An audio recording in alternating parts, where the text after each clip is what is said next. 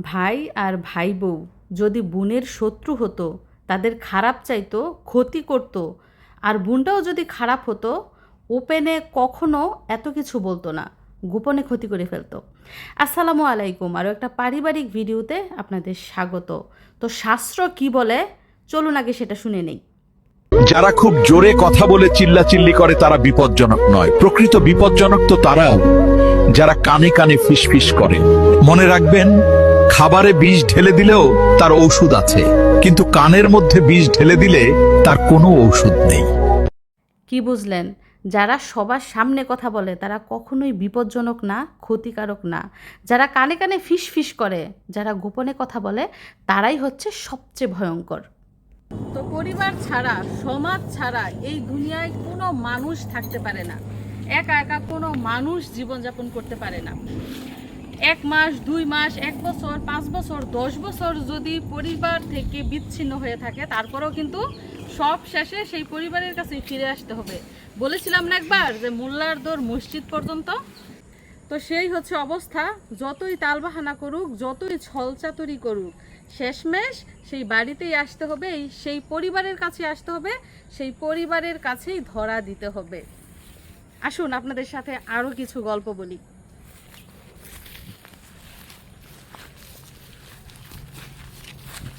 আপনারা হয়তো বা অনেকেই ভাবছেন যে আমার ভাই আর ভাই বউয়ের সাথে আমার অনেক শত্রুতা, আমাদের মধ্যে অনেক ঝগড়া হয়েছে, চুলাচুলি হয়েছে, রাগারাগি হয়েছে, সামনাসামনি মুখামুখি হয়েছে। আসলে এগুলা কিছুই না। আমার বিগত ভিডিওগুলোতে আপনাদের সাথে যা বলেছি, লক্ষ লক্ষ মানুষ যা শুনেছে, এতটুকুই। লক্ষ লক্ষ মানুষের সাথে তাদের যে ভুলগুলো আমি শেয়ার করেছি, এতটুকুই শাসন, এর বাইরে আর কিছু না। সামনাসামনি আজ পর্যন্ত আমার ভাই বউকে কি বইলেও শাসন করি নাই, কি বইলাও আজ পর্যন্ত শাসন করি নাই। সে হয়তো বা ভিডিওটা দেখতেছে, যা বলি এই যে ভিডিওতে যেমন বলি তেমনই। কারণ হচ্ছে আমার অন্যায় জিনিসটা খুবই বিরক্ত লাগে। আমি নিজে অন্যায় করি না, অন্যকে যদি দেখি অন্যায় করতে, সেটাও আমার ভালো লাগে, এবং সেটা আমি অবশ্যই আমার ভিউয়ার্সদের সাথে শেয়ার করি। আমার ভালো লাগা, মন্দ লাগা, আমার আপদ বিপদ, সুখ দুঃখ যা আছে, সব আমি আমার ভিউয়ার্সদের সাথে, আমার দর্শকদের সাথে আমি শেয়ার করি আজকে 6 বছর ধরে। তো আমার ভাই বউয়ের কার্যকলাপগুলো আমার একদম পছন্দ হইতেছিল না। সামনাসামনি কিন্তু আমরা ঝগড়া করি নাই, সামনাসামনি কেউ কাউকে অপমানও করি নাই, সামনাসামনি আমরা কখনো মুখামুখিও করি নাই। বললাম না, কি বলে কোনোদিন শাসন করি নাই। কিন্তু এই যে আমার যে খারাপ লাগাটা, আমার যে ভিতরের কষ্টটা, তাদের যে ভুল ভ্রান্তিগুলাটা, এগুলো আমার মানে এত বিরক্ত লাগতেছিল, এত অসহ্য লাগতেছিল, আপনাদের সাথে শেয়ার না করলে পারলাম না। কারণ আমার কাছে মনে হয় আমার পরিবারে যা ঘটেছে আর কারো পরিবারে যাতে এমন না ঘটে। আমার মা বাবার সাথে যে অন্যায় করা হয়েছে, সেই অন্যায় যাতে দুনিয়ার কারো সাথে আর না করা হয়। আপনারা আমার ভিডিও থেকে শিক্ষা নিয়েন। আমার ভিডিওগুলো কিন্তু শিক্ষামূলক।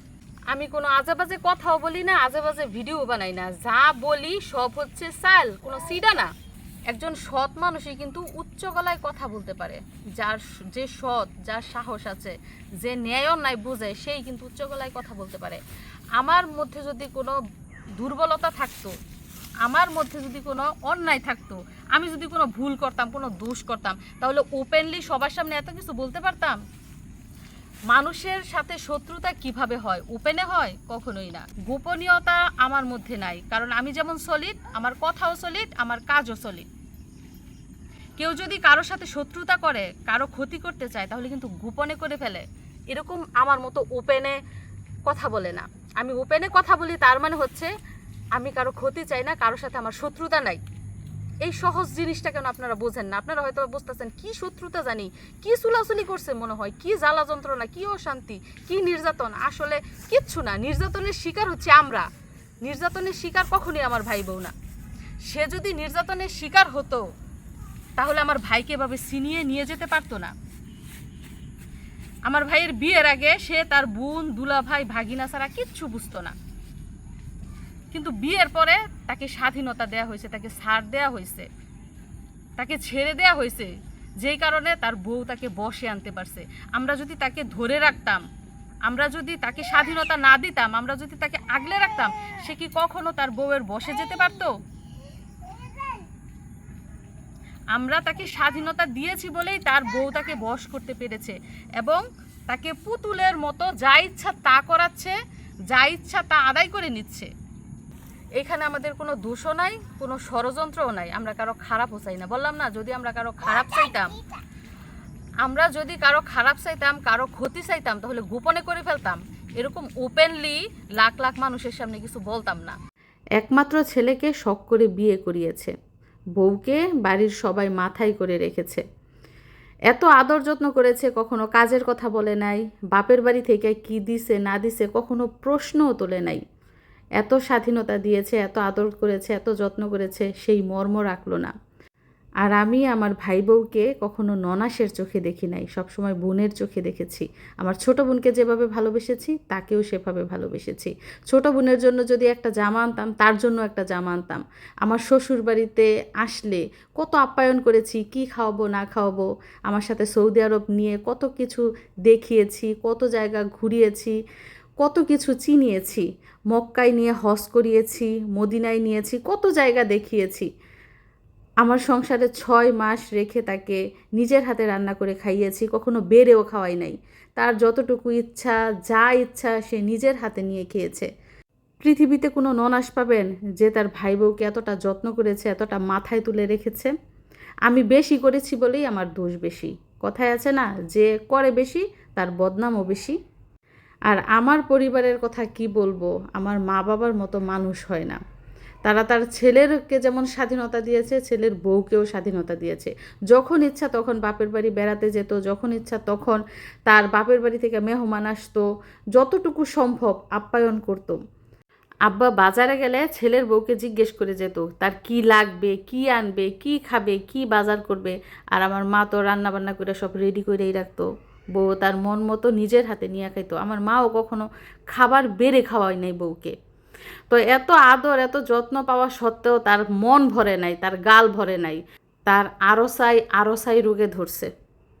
এবং আপনাদেরকে আরেকটা কথা বলে রাখি, আমার ভাই বউ যদি ইচ্ছাকৃতভাবে ষড়যন্ত্র করে, কুটনামি করে আমার ভাইয়ের মাথার মধ্যে তার মা বাবা বোনদের সম্পর্কে কোনো কুবুদ্ধি ঢুকায় থাকে, তাহলে সেটাও আল্লাহই দেখছে, সেটারও কিন্তু বিচার হবে।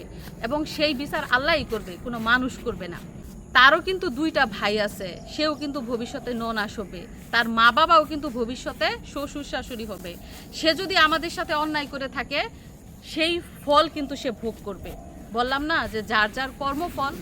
আমি যদি মানুষের জন্য ভালো কিছু করে থাকি, আমার জন্য ভালো হবে। আমি যদি মানুষের জন্য খারাপ চাই, খারাপ কিছু করে থাকি, তাহলে আমার জন্য সেটা খারাপ হবে। এজন্য বললাম যে আমার মনের ভিতরে কারো প্রতি কোনো হিংসা নাই, কোনো ষড়যন্ত্র নাই। আমি সব সময় ভালো চেয়েছি বলেই আজকে তারা ভালো আছে। যদি আমি খারাপ চাইতাম, কখনোই কিন্তু তারা ভালো থাকতে পারতো না। এবং আমার ভাই আর ভাই বউ যদি স্বচ্ছ থাকতো, তাদের মন যদি, দিল যদি পরিষ্কার থাকতো, তাহলে আমাদের পরিবার সেই আগের মতোই সুন্দর থাকতো। আমরা কিন্তু সেই আগের জায়গায় আছি। আমার মা বলেন, বাবা বলেন, আমি বলি, আমার বোন বলেন, আমরা কিন্তু সবাই সেই আগের জায়গায় আছি, আগের মতোই আছি। কিন্তু আমার ভাই আর ভাই বউর মধ্যে বিরাট পরিবর্তন হয়েছে। আর আমরা যে 2টা বোন, আমরা হচ্ছে নেউনি না, বুঝছেন? আমরা যে 2টা বোন, আমরা চাই বাপ বাইরে দেওয়ার জন্য, তাদের কাছ থেকে নেওয়ার জন্য না। আর আমাদের সাথে যদি এইসব বিষয় নিয়ে হিংসা করে, তারা মনে মনে যদি হিংসা করে, তাহলে তো অনেক কিছুই হবে। তো সবশেষে এটাই বলবো, পরিবারের যারা সদস্য আছেন, কেউ মা আছেন, কেউ বোন আছেন, কেউ ভাই আছেন, কেউ ভাইয়ের বউ আছেন, যারা আমার ভিডিও দেখছেন, তারা অবশ্যই যার যার জায়গা থেকে স্বচ্ছ থাকবেন। আপনাদের মনের ভিতরে কোনো হিংসা রাখবেন না, কোনো ভুলভ্রান্তি রাখবেন না। আপনি নিজে যদি ভালো থাকেন, তাহলে সব ভালো। আমার জায়গা থেকে আমি ভালো হলে কি হইব যদি আরেকজন ভালো না হয়? তাই পরিবারের সবাইকে ছাড় দিতে হবে, পরিবারের সবাইকে স্যাক্রিফাইস করতে হবে। যে এই জিনিসটা করলে সে খুশি থাকে, আচ্ছা ঠিক আছে, আজকে আমি এই জিনিসটা করি। কিংবা আমি আরেকদিন বলবো যে এই জিনিসটা করলে সে ভালো থাকে, আচ্ছা আজকে আমি এই জিনিসটা করি। তো এভাবেই কিন্তু পরিবারটাকে সাজিয়ে গুছিয়ে রাখতে হয়, সবার মন জগিয়ে চলতে হয়। যদিও সবসময় সবার মন জগিয়ে চলা সম্ভব না, তারপরেও 2-একটা ছাড় দিতে হয়। পরিবারকে সুন্দর রাখতে 2-একটা ছাড় দিতে হয়। আমাদের পরিবারের সদস্য সংখ্যা মাত্র 3 জন মানুষ যদি একসাথে খাইতে না পারে, এই দুনিয়ার কোথাও কোনো পরিবেশে সে খাইতে পারবো না। তো দোয়া করবেন আমাদের জন্য, আমাদের পরিবারটা যেন আগের মতোই সুন্দর হয়ে যায়, আগের মতোই সাজানো গোছানো হয়ে যায়। আর এদিক দিয়ে বরাবরের মতোই সকাল 7:30টায় মিশারি রওনা করেছে স্কুলে। প্রতিদিনের মতো আজকেও খুব ভোরে ঘুম থেকে উঠে ফজরের নামাজ পড়ে রান্না শুরু করেছি।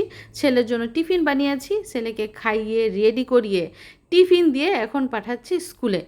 যারা আমার ভিডিও হঠাৎ হঠাৎ দেখেন তারা হয়তো বা ভাবেন আমার শাশুড়ি বুঝি মিশারিকে একদম স্কুলে নিয়ে দিয়ে আসে। মিশারিকে স্কুলে দিয়ে আসে না, স্কুলের গাড়িতে দিয়ে আসে, যেটা কিনা আমাদের বাড়ির পাশের রাস্তায় আসে। গাড়িতে উঠিয়ে দিয়ে আসে, আবার যখন স্কুল ছুটি দেয় ড্রাইভার ফোন দিলে আবার গিয়ে গাড়ি থেকে নিয়ে আসে। কারণ এখন দিনকাল ভালো না, ছেলেকে একা ছাড়ি না। তো প্রতিদিনের মতো আজকেও মিশারির 2-4 মিনিট লেট হয়ে গেছে, এজন্য দাদি নাতি দৌড়াচ্ছে।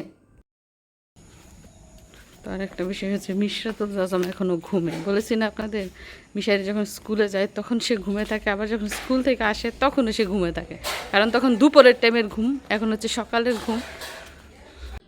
তো আজকে কি রান্না করছি চলুন আপনাদের সাথে একটু শেয়ার করি। আজকে রান্না করব দুন্দুল। এদিকটা রয়েছে কাঁঠাল বিচি, এই কাঁঠাল বিচিগুলো আমি ফ্রিজের মধ্যে রেখে দিয়েছিলাম, এখন বের করেছি। তো দুন্দুল কাঁঠাল বিচি দিয়ে রান্না করব। কি দিয়ে, কি মাছ দিয়ে রান্না করবো? এই যে দেখুন, এইখানে রয়েছে চিংড়ি মাছ, বড় বড় চিংড়ি, ছোট চিংড়ি না। আজকে এই গলদা চিংড়ি দিয়ে রান্না করব দুন্দুল আর কাঁঠাল বিচির তরকারি। তো আমি এখন কাটবো, কেটে কুটে ধুয়ে তারপর রান্না বসিয়ে দেবো। আর এই পাশটায় মেশিনে আজকে কাপড় নাই, কাপড় গতকাল ধুয়ে ফেলেছি, আবার আগামীকাল ধোবো। আর এদিকটায় দেখেন গাছ থেকে নারকেল পেরেছি, এখন এগুলো নারকেল না ডাব বুঝতে পারতাছি না।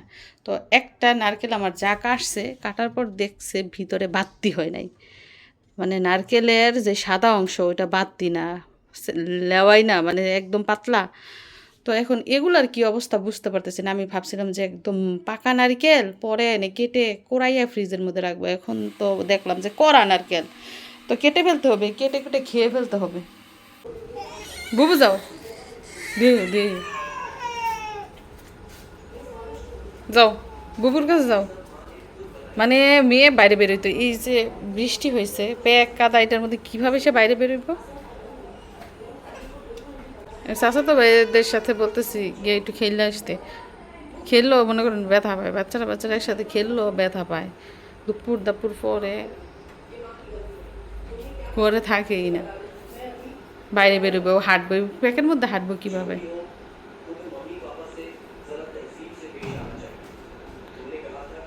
ওই দেখারই তো রাখতো, ব্যথা যে পায় না।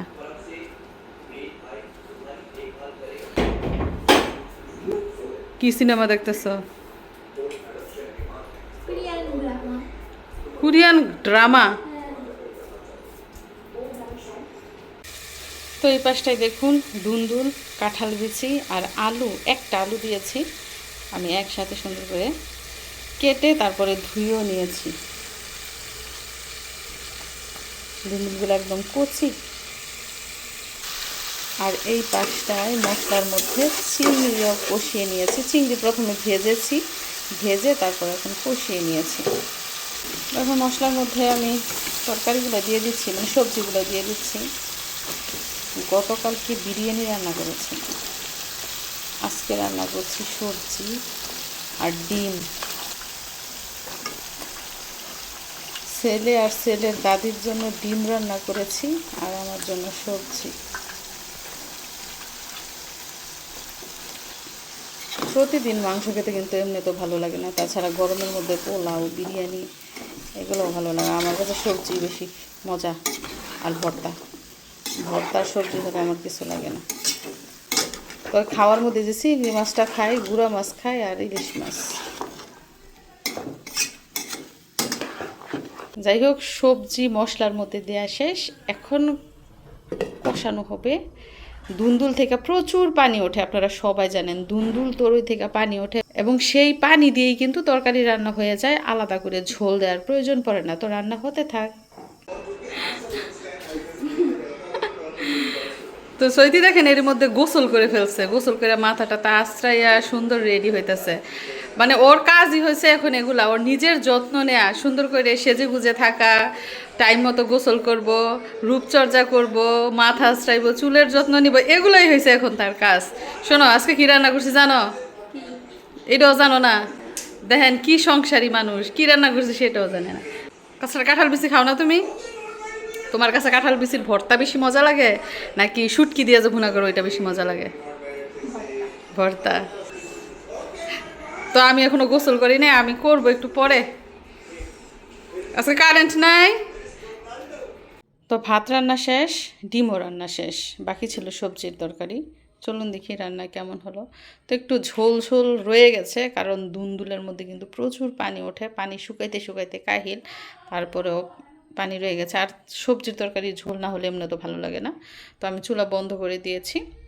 রান্না হয়ে গেল চিংড়ি মাছ দিয়ে কাঁঠাল বিচি আর দুন্দুলের তরকারি। এই তো গেছে ভিতরে, এই যে ঠেলাগাড়ি ঠেলাগাড়ি, এদিকে নিয়ে আসো, এদিকে নিয়ে আসো। হ্যাঁ, ধরো, শক্ত করে ধরে রাখতে হবে ভাই। ও মুড় দিয়া পড়ছে।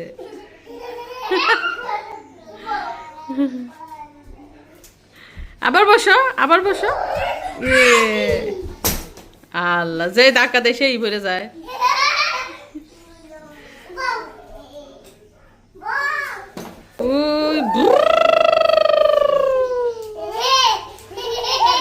এই যে আমার মিশারি অবশেষে স্কুল থেকে ফিরলো।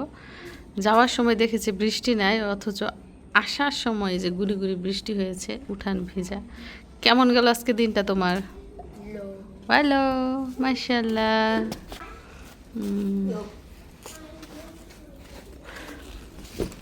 বাবা, টিফিন শেষ করেছো পুরোটা? আজকে তোমার আম্মু টিফিনে কি দিয়েছে বলো? বিরিয়ানি। যাও এখন। আর শোনো, তোমার বোন কিন্তু ঘুমাচ্ছে, একদম সাউন্ড করতে পারবে না, আস্তে আস্তে ওয়াশরুমে ঢোকো, ওকে?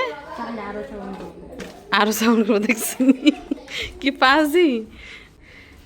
মিশারি প্রতিদিন স্কুলে যাওয়ার সময় তার বোনকে ঘুমে দেখে, এবং স্কুল থেকে আইসা দেখে তার বোনে ঘুমেই। কি এটা? ওয়াও, মাশাআল্লাহ, অনেক সুন্দর হয়েছে। তো ক্লাস টেস্ট পরীক্ষা দিছে, সুন্দর হয়েছে। এই যে বাবা, ব্যাগটা সুন্দর করে নিয়ে ঘরে রাখো। নিজের কাজ নিজের করতে হয়, শিখো, কাজ শিখো। কি করো মিশারি? তুমি পড়তেছো? তোমার বই কোথায়? ও, মোবাইলে পড়া।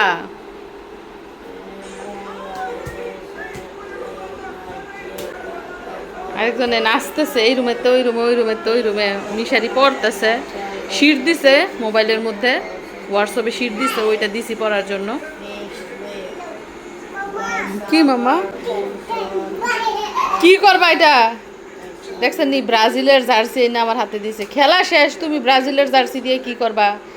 আমার মেয়ের এত পছন্দ এই জার্সিটা, এত পছন্দ বলার মতো না, বিশ্বাস তো করবেন। এই জার্সি সে দেখে যেইখানে দেখুক সে পরবো, পড়তে চায়। অথচ মিশারি কিন্তু পর্তুগালের সাপোর্টার, আর মিশরাত নিজে থেকেই কিন্তু ব্রাজিলের সাপোর্টার। প্রথম দিন আমি নিজে পড়াইছি, এরপর থেকে ও নিজে নিজে এই জার্সি পড়তে চায়।